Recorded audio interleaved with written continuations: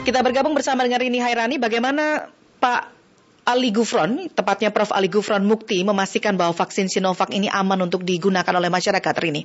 Yang sekali kita terputus bersama dengan Rini Hairani. Kita coba untuk bisa dapatkan sambungan kembali. Rini Hairani, terkait dengan Ketua Konsorsium Vaksin COVID-19 Prof. Ali Gufron Mukti yang memastikan vaksin Sinovac aman untuk dikonsumsi oleh masyarakat. Ya, seperti kita ketahui bahwa ini menjadi kabar bahagia untuk seluruh masyarakat Indonesia bahwa semalam sudah tiba 1,2 juta dosis vaksin di dalam bentuk jadi, di mana vaksin antivirus COVID-19 itu dibawa dengan Garuda 777-300ER rute Jakarta-Beijing, dan kedatangannya merupakan langkah nyata pemerintah Republik Indonesia dalam penanganan pandemi COVID-19.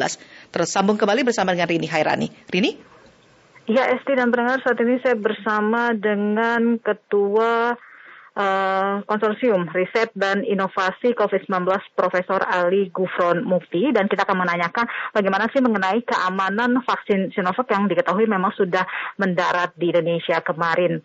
Ya, Profesor, mungkin bisa dipastikan bagaimana sih keamanan di vaksin 19 khususnya Sinovac ini yang datang dari Tiongkok ke Indonesia, Prof? Baik, jadi tadi malam itu kan datang ada sekitar 1,2 juta unit vaksin ya.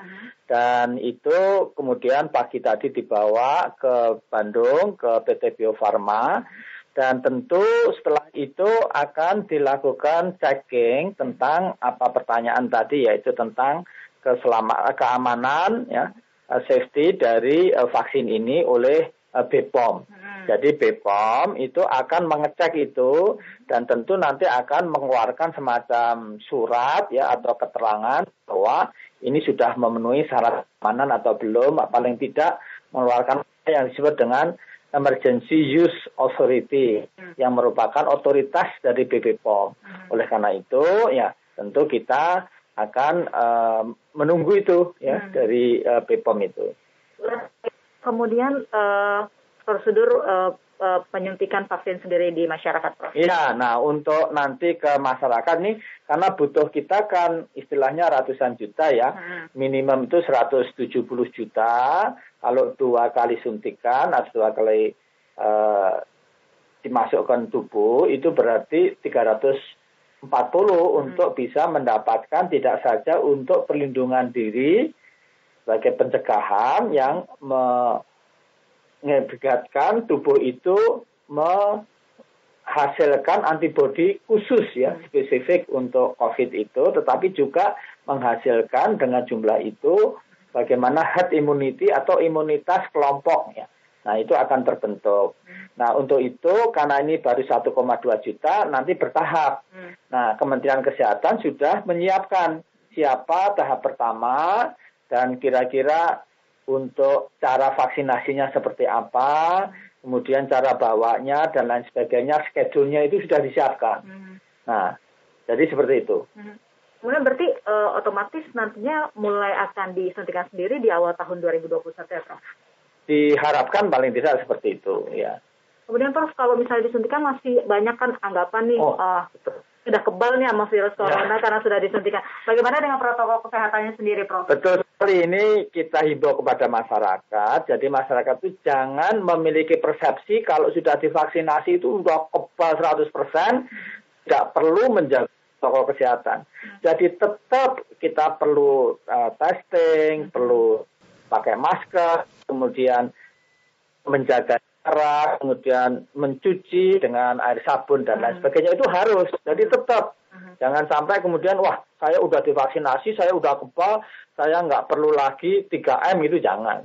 Berarti tetap harus menerapkan protokol kesehatan. Ya. Dan kemudian Prof, satu soal mengenai vaksin merah putih yang diproduksi oleh Indonesia sendiri seperti apa, Prof? Ya, jadi ini kan ada beberapa isu. Oleh karena itu untuk vaksin merah putih, anak bangsa Indonesia terus masih berusaha untuk bisa menghasilkan vaksin merah putih itu. Dan sampai sekarang masih on schedule gitu. Berarti kemungkinan di akhir tahun 2021 nanti Indonesia sudah bisa memproduksi vaksin ini ya, Prof? Iya, kita berharap seperti itu jadwalnya dan bahkan Desember ataupun awal 2021 akan diserahkan ke perusahaan. Terima kasih, Prof.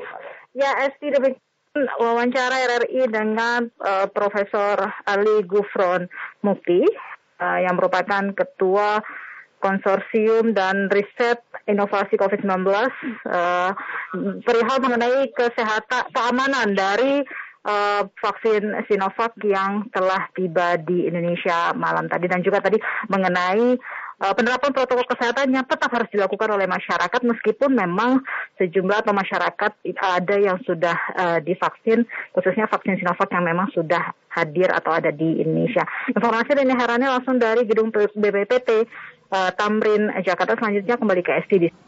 Baik, itu tadi Rini Hairani informasinya. Jadi seperti kita ketahui bahwa Presiden Joko Widodo dalam pernyataannya tadi malam juga sudah menjelaskan bahwa Indonesia tidak hanya membeli vaksin dalam bentuk bahan baku jadi, tapi juga memesan bahan baku curah ya. Jadi bahan baku curah vaksin yang dipesan itu ada 45 juta dosis, akan dibagi dalam 2 termin pengiriman, yakni Desember 2020 dan juga awal 2021 mendatang.